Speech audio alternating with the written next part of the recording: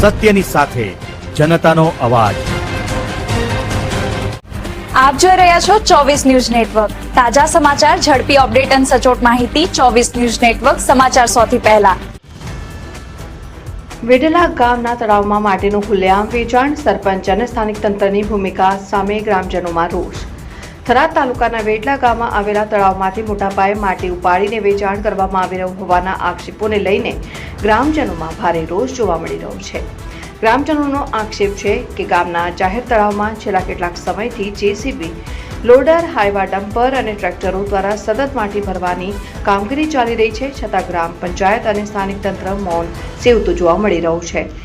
સ્થાનિકોના જણાવ્યા મુજબ ડમ્પર દીઠ ₹900 અને ટ્રેક્ટર દીઠ ₹500 વસૂલ કરીને માટીનું વેચાણ કરવામાં આવી રહ્યું છે, એવું ગ્રામજનોનો આક્ષેપ છે કે તળાવમાંથી નીકળતી માટીનો ઉપયોગ તળાવની પાળ મજબૂત કરવા કે વિકાસના કામોમાં થવાને બદલે સીધો વેપાર કરવામાં આવી રહ્યો છે।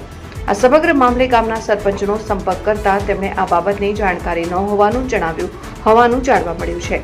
જોકે ગ્રામજનોનું કહેવું છે કે ગામમાં થોડા દિવસે ભારે મશીનરી અને ડમ્પરોની અવરજવર થતી હોવા છતાં સરપંચ અને પંચાયત અજાણ હોવાનું કહે તે આશ્ચર્યજનક બાબત છે। ગ્રામજનોએ સ્થાનિક તંત્રની કામગીરી સામે સવાલો ઉઠાવ્યા છે અને તેમનું કહેવું છે કે જો ગામના જાહેર તળાવમાં આટલા મોટા પાયે માટી ખનન થઈ રહ્યું હોય તો તાલુકા વહીવટીતંત્ર, ખાણ ખનીજ વિભાગ અને સંબંધિત અધિકારીઓને તેની જાણ ન હોય તે માનવું મુશ્કેલ છે।